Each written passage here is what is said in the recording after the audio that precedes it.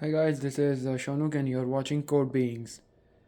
Today we are going to learn about all stuff which I am going to show in this tutorial, each and every sensors and modules and board, its anatomy and the sensors and its how it works and how the cables, jumper cables are and everything stuff. Heading towards on, this is my Arduino Mega. I bought it a while ago and this is how it looks. So this one is the external power source. This is the silver one port is for connecting to your laptop, and this is one is the reset chip, and this portion is the CPU, means all the code which is uploaded is run over this place. It only create has only probably of 1 KB or max to max 25 KB of storage, and so you cannot upload a big code inside to run, and it's quite enough to run that much amount of code because it's a quite big code of 5 KB. Heading ahead, these pins are of digital pin from pin 0 to 13, and this 0 and 1 is you can see TX and TX0 and RX0. These are basically I've used before for Bluetooth module. I will go ahead and show you ahead after this Arduino Mega, and the rest of all there are for communication purposes. These are all other till 53. I see, yeah, it's till 53, and rotating it. These are all the analog pins from heading from A0 to A15. This is Win, ground 5 volt, 3.3 volt, reset, and IORF. These are the pins required. The A pin is the analog pin which gives the analog signals, and the digital pin are shows digital signals. Sorry, have digital signals. As shown before is the reset pin. If you want to run your code from start again, just hit this switch and you can start over it. So now I will go to the Bluetooth module afterwards. First cover up the basics. This is the breadboard, and I will connect it to first let me show you how it works. This is where I will attach the 3.3 volt and ground, means the voltage pin and the ground pin, and here is the portion where I will attach all my analog, digital or the TX pins and TX and RX pins.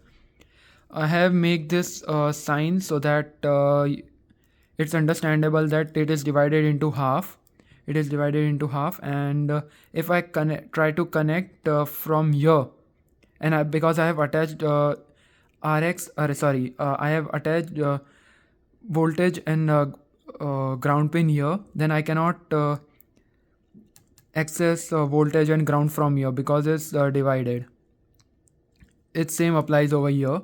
I have to again attach a new ground and volt pin. I can also extend from here to here and here to here, but it won't work unless I will attach it from here. I cannot access the whole board. I can just access till here only.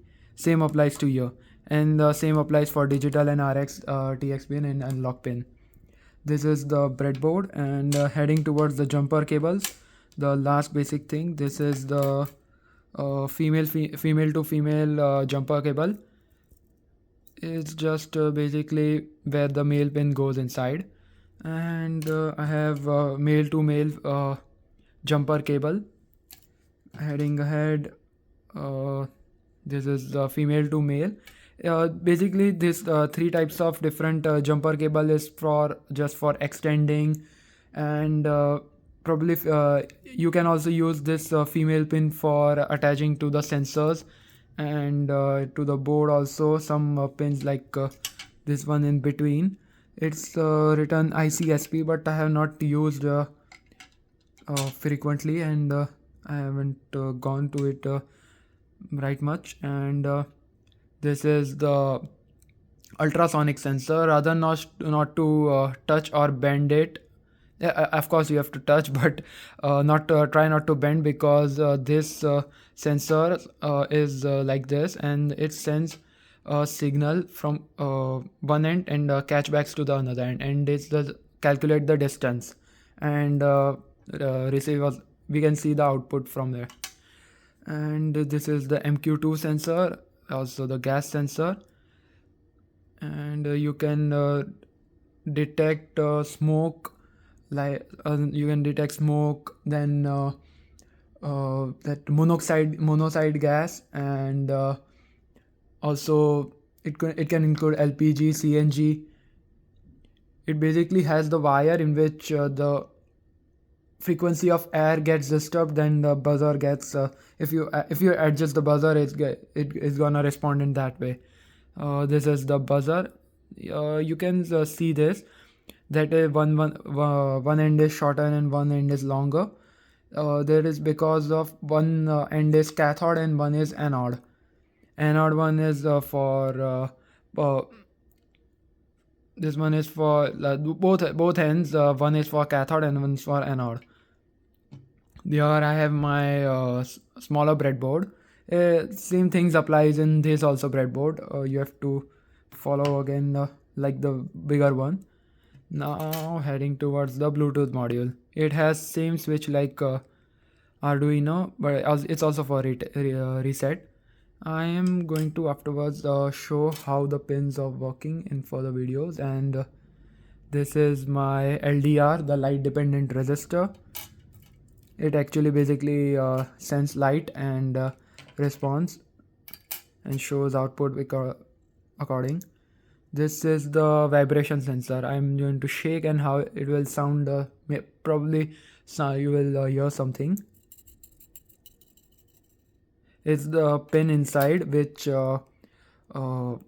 handles and handles basically the pin inside senses the vibration outside, and which is probably a shaked, and hope it won't get any messy.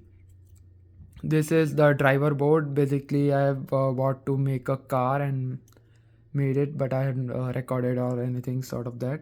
So heading ahead, this is the servo motor, and I've got, yeah, it's completely done. So heading towards ahead, you can see all this things written on this all sensors and modules. Sorry, this way. Yeah, no, this one.